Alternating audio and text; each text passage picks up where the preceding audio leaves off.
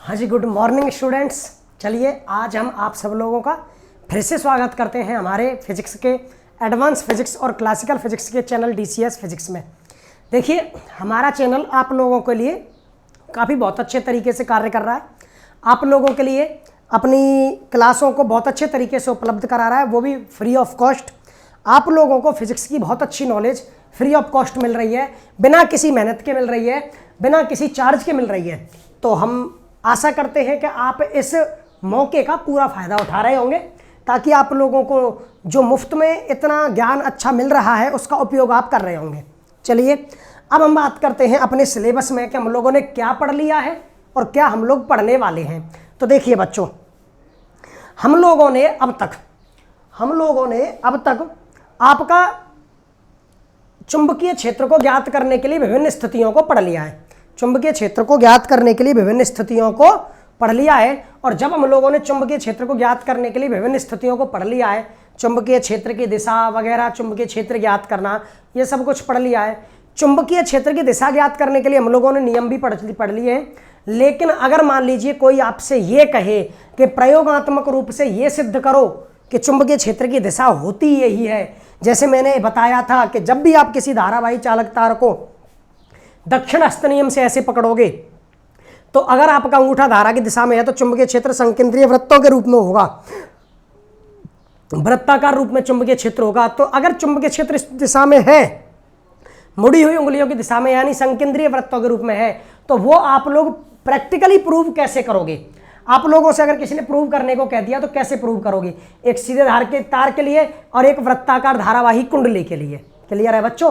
तो अब जब हमें ये चीज प्रूव करनी है तो इसके लिए हम लोगों ने बेटा दो प्रयोग किए। पहला, धारावाही चालक में चुंबकीय क्षेत्र की दिशा के लिए दो प्रयोग किए गए। और वो प्रयोग क्या है? सबसे पहला प्रयोग एक धारावाही चालक तार के लिए। देखो बेटा, ये है आपका एक सीधा धारावाही चालक तार, ये आपका एक सीधा धारावाही चालक तार है और आप इसमें धारा प्रवाहित करोगे। बेटा क्या प्रवाहित करोगे? धारा। तो मैंने इस तार को एक बाह्य परिपथ में एक बैटरी से जोड़ दिया बेटा, और एक कुंजी से जोड़ दिया। एक बैटरी से जोड़ दिया और एक कुंजी से जोड़ दिया, तो माइनस और प्लस, और ये है बेटा आपकी कुंजी। एक धारावाही चालक तार को मैंने एक बैटरी से और एक कुंजी से जोड़ दिया। क्लियर है? आपको क्लियर अच्छी तरह समझ में आ भी रहा होगा, दिख भी रहा होगा।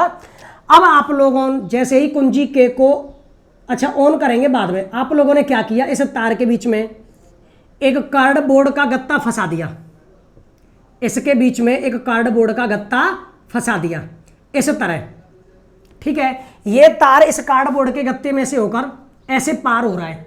अब आप लोगों ने क्या किया? जैसे मैं इसको डैश डैश डैश से कर देता हूं, ठीक है, आप लोगों ने इसके चारों ओर, चलिए आप मिटा दिए इसको, इसके चारों ओर लोहे का बुरादा फैला दिया। क्या किया? लोहे का बुरादा फैलाया। किया क्या है? आप लोगों ने एक धारावाही चालक तार लिया, जिसको परिपथ में एक बैटरी और कुंजी से जोड़ दिया। अब इस तार में से तार को होकर गुजारा एक कार्डबोर्ड से होकर। किससे होकर बेटा? एक कार्डबोर्ड से होकर। आप लोगों ने कार्डबोर्ड पर तार के चारों ओर लोहे का बुरादा फैला दिया। अब जैसे ही कुंजी के को आप ऑन करोगे, कुंजी के को क्या करोगे? ऑन, तो इस चालक तार में बेटा धारा प्रवाहित होगी। इस चालक तार में क्या प्रवाहित होगी? धारा। और जब चालक तार में धारा प्रवाहित होगी तो आपके नियम के अनुसार और स्टेड के प्रयोग के अनुसार यहां पर तार में धारा प्रवाहित होने के कारण चुंबकीय क्षेत्र उत्पन्न होगा। तो अब आप इस कार्डबोर्ड को धीरे से हिलाओ, ऐसे धीरे धीरे हिलाओगे तो आप क्या देखोगे कि बेटा ये जो लोहे का बुरादा था, ये जो लोहे का बुरादा आप लोगों ने यहाँ पर फैलाया था, वो लोहे का बुरादा बेटा संकेंद्रीय वृत्तों के रूप में, किन के रूप में? संकेंद्रीय वृत्तों के रूप में फैल जाता है। कैसे फैल जाता है? संकेंद्रीय वृत्तों के रूप में फैल जाता है। आप लोगों ने क्या किया? कार्डबोर्ड लिया, एक तार में फंसाया, उस तार को बाह्य परिपथ में जोड़ दिया। जैसे ही कुंजी के को ऑन करोगे, यानी परिपथ में धारा प्रवाहित होगी, तो कार्डबोर्ड पर फैला हुआ लोहे का बुरादा संकेंद्रीय वृत्तों के रूप में फैल जाएगा। इसका मतलब ये हुआ बेटा कि जब भी किसी चालक तार में आप धारा प्रवाहित करोगे तो उसके कारण जो चुंबकीय क्षेत्र उत्पन्न होगा, उसके कारण जो चुंबकीय क्षेत्र उत्पन्न होगा बेटा, वो संकेंद्रीय वृत्तों के रूप में होगा। किन के रूप में होगा? संकेंद्रीय वृत्तों के रूप में। ठीक है बच्चों, तो ये आपका प्रभाव था चुंबकीय क्षेत्र की दिशा व्यक्त करने के लिए, पहला प्रयोग था। उसके प्रभाव को दर्शाया गया। यही सब कुछ इसमें भाषा में लिखा हुआ है, आप इसको नोट करोगे। अब दूसरा नियम क्या है? दूसरा नियम क्या किया उन्होंने, कोई वृत्ताकार धारावाही कुंडली ली, एक वृत्ताकार धारावाही कुंडली ली और इसमें धारा प्रवाहित हो रही है बेटा। अगर इसमें धारा प्रवाहित हो रही है ऐसे, धारा की दिशा ये है बेटा, ठीक है, तो ये तो एंटी क्लॉकवाइज दिशा है, घड़ी ऐसे घूमती है, ये ऐसे धारा चल रही है तो एंटी क्लॉकवाइज, यानी बेटा ये वामावर्त दिशा में धारा प्रवाहित हो रही है। वामावर्त का मतलब है ऐसे जो दिशा है बेटा वो आपकी धारा ऐसे ही तो प्रवाहित हो रही है, तो आप इसको ऐसे मिला दो बेटा। ऐसे मिलाने पर आपको क्या लग रहा है कि ये जो मैंने सिंबल बनाया वो कौन बना? एन बना। एन का मतलब है कि बेटा जब भी किसी कुंडली में धारा प्रवाहित की जाती है तो वह कुंडली बेटा चुंबकीय प्रभाव उत्पन्न करती है, मतलब एक छड़ चुंबक का व्यवहार करती है। छड़ चुंबक के दो ध्रुव होते हैं, उत्तरी ध्रुव और दक्षिणी ध्रुव। इस बात को आगे जाकर प्रूव कर दिया जाएगा कि ये कैसे ध्रुवों की भांति व्यवहार करेंगे। तो देखिए जब भी किसी कुंडली में बेटा वामावर्त दिशा में धारा प्रवाहित होगी तो ऐसे देखिए, वामावर्त दिशा की धारा को मैं व्यक्त कर रहा हूं बेटा, ये और ये, ठीक है। अब आप इसको ऐसे मिला दो तो देखिए कौन सा ध्रुव, कौन सा सिंबल बन गया? एन। एन का मतलब है ये किस ध्रुव की भांति व्यवहार करेगा? उत्तरी ध्रुव की भांति। यानी जब किसी कुंडली में धारा प्रवाहित हो रही हो तो कुंडली के जिस सिरे से देखने पर, कुंडली के जिस सिरे से देखने पर, जैसे यहां पर एक कुंडली लिपटी हुई है, कुंडली के इस सिरे से आप देख रहे हो तो धारा अगर वामावर्त दिशा में दिखाई दे रही है यानी एंटी क्लॉकवाइज, तो वह सिरा उत्तरी ध्रुव की भांति व्यवहार करेगा।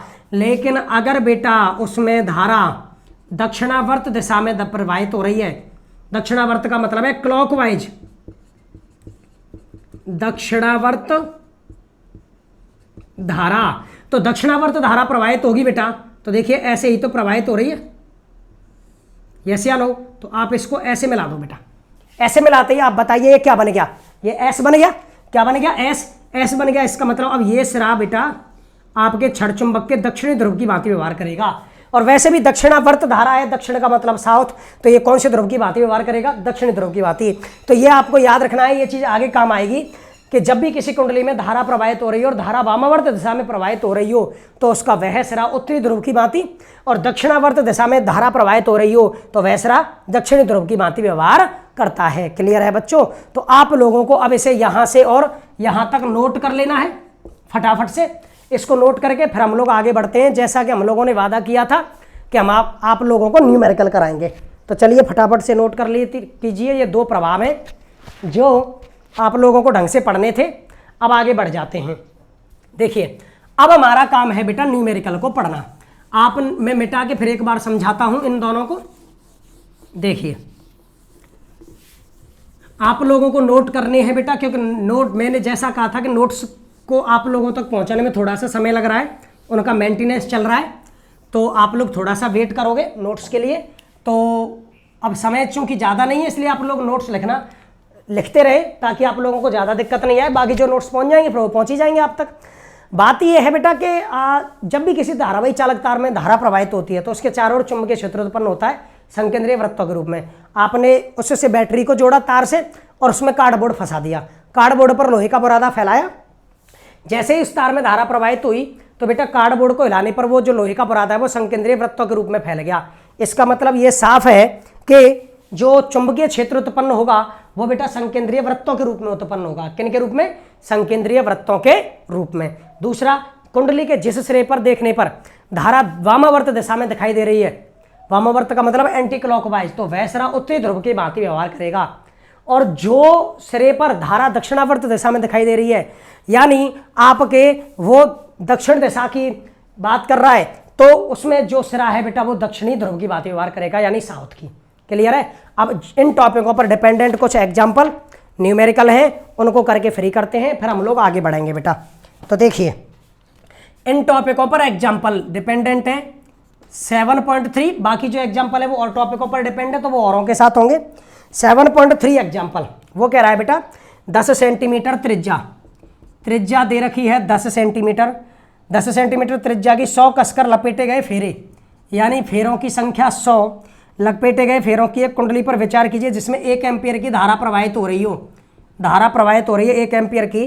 कुंडली के केंद्र पर चुंबकीय क्षेत्र, तो बताइए बेटा कुंडली के केंद्र पर चुंबकीय क्षेत्र का फॉर्मूला क्या है? म्यू नॉट एन आई बटे 2r, म्यू नॉट एन आई बटे 2r।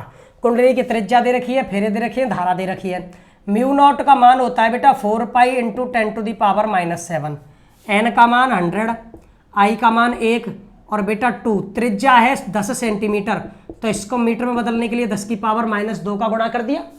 ठीक है बेटा, अब इतना तो आप लोग न्यूमेरिकल में सीखे गए हो, काफ़ी समय से प्रैक्टिस करा रहा हूँ कि आप लोगों को सबसे पहले देखना है कि न्यूमेरिकल में वो किसका मान पूछ रहा है, तो उसका फॉर्मूला क्या है। उसने केंद्र पर चुंबकीय क्षेत्र पूछा है तो उसका फॉर्मूला लिया, देखा कि इसके मान इसमें है या नहीं है, क्वेश्चन में दे रखे, सारे मान रखे, कैलकुलेट करेंगे और बेटा इसका आंसर निकाल देंगे। और जो चुंबकीय क्षेत्र आएगा वो किस में आएगा बेटा, टेस्ला में। किसमें, टेस्ला में। उसके बाद एग्जाम्पल नंबर 7.4, हीलियम का एक नाभिक है बेटा 0.8 मीटर त्रिज्या, त्रिज्या दे रखी है 0.8 मीटर। त्रिज्या के एक वृत्त का 2 सेकंड में पूरा चक्कर लगाता है। एक नाभिक पूरा चक्कर लगा रहा है इतने त्रिज्या के गोले का, और टाइम है बेटा 2 सेकंड। 2 सेकंड में चक्कर लगाता है वृत्त के केंद्र पर चुंबकीय क्षेत्र। तो फिर से केंद्र पर चुंबकीय क्षेत्र का फॉर्मूला बेटा म्यू नॉट एन आई बटे 2r। लेकिन हीलियम का नाभिक एक वृत्ताकार पथ का चक्कर लगा रहा है बेटा, ये हीलियम का नाभिक है और वो बेटा एक वृत्ताकार पथ का चक्कर लगा रहा है जिसकी त्रिज्या है 0.8 मीटर। तो बताइए इसमें फेरा तो एक ही है, तो n का मान 1, n का मान 1 होते ही बेटा b बराबर म्यू नॉट आई, क्योंकि n का मान 1 रखेंगे तो म्यू नॉट आई बटे 2r आ गया। लेकिन आपके पास धारा नहीं है, लेकिन एक चीज़ जानते हो कि धारा I बराबर बोलिए क्या होता है, Q बटे T। धारा I बराबर Q बटे T। आप लोग देख रहे हो हीलियम का नाभिक, हीलियम का नाभिक होता है 2He4, हीलियम का नाभिक होता है बेटा 2He4।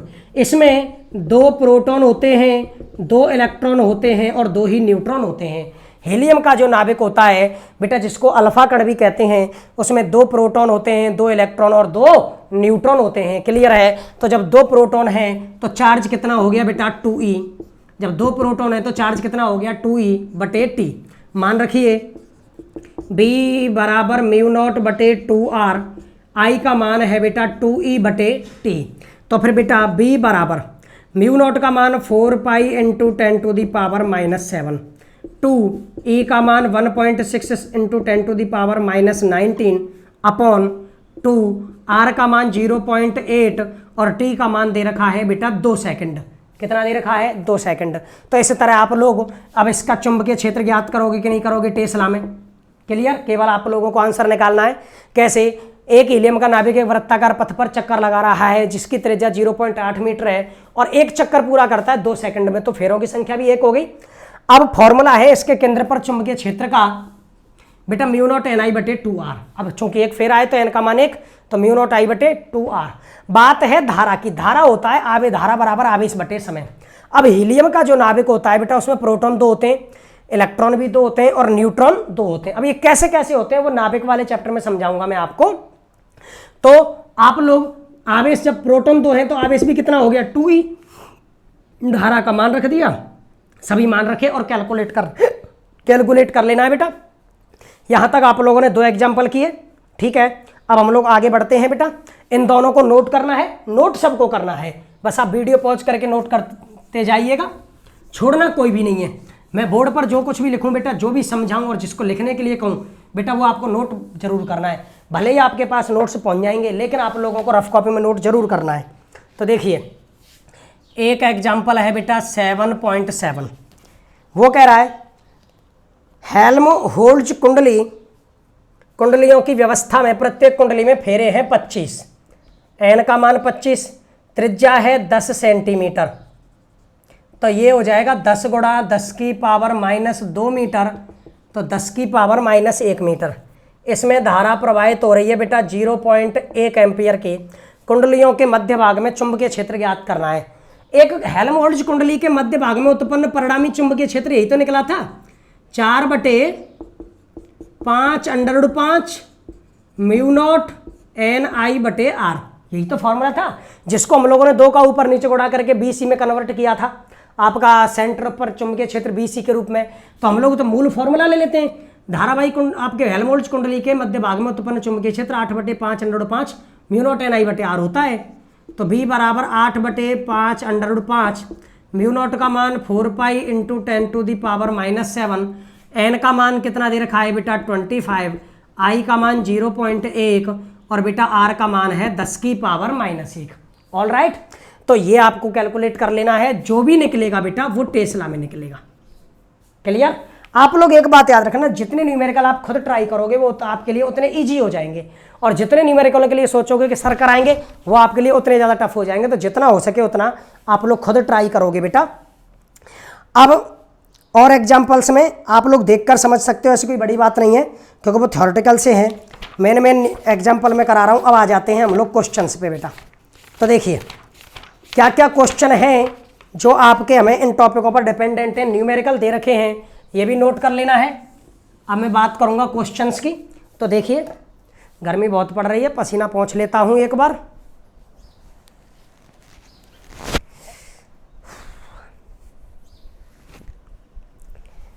चलिए बच्चों, बस हमें तो आपसे इतना ही निवेदन है कि आप हमारे पसीने का ख्याल रखें कि हम आपको पढ़ाते समय कितनी गर्मी सहन कर रहे हैं, कितनी विषम परिस्थितियों का सामना कर रहे हैं। तो उस हिसाब से आप हमारे लिए सोचना, जितना ज़्यादा हो सके उतना ज़्यादा हमारे चैनल को शेयर करना, सब्सक्राइबर जल्दी से बढ़ें। हर वीडियो को जो भी बच्चा देखेगा उसे लाइक ज़रूर करना है, और ऐसा कोई भी बच्चा नहीं हो जो बिना सब्सक्राइब किए चैनल से वीडियो देख रहा हो। हम चाहते हैं कि वो सब्सक्राइब कर दें फिर वीडियोज़ देखें। हर वीडियो को आपको लाइक करना है, मेरी हर क्लास को लाइक करके लाइक जरूर करना है। जो भी बच्चा वीडियो देखेगा उसको लाइक करना है, और चैनल को जितना ज़्यादा हो सके बच्चों उतना ज़्यादा शेयर करना है। ये आप ये समझ लीजिए आपके गुरु के लिए आपकी तरफ से गुरु दक्षिणा है। भाई मैं आप लोगों को पढ़ा रहा हूँ तो आपसे गुरु दक्षिणा भी तो मांग सकता हूँ। अब गुरु दक्षिणा में आप मेरे लिए क्या देख सकते हो? आप लोग अपने घरों में आपको जानता भी नहीं हो।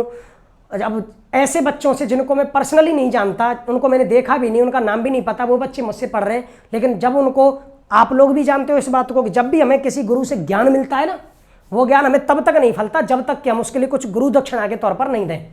उसको कुछ हमें लौटाना पड़ता है। जब मैं आपके लिए इतना कुछ कर रहा हूं तो आपको भी मुझे कुछ लौटाना है गुरु दक्षिणा के तौर पर, और उसमें आप लोगों को ज़्यादा कुछ नहीं करना, सिर्फ इतना करना है कि जितना ज़्यादा हो सके हमारे चैनल को शेयर करिएगा।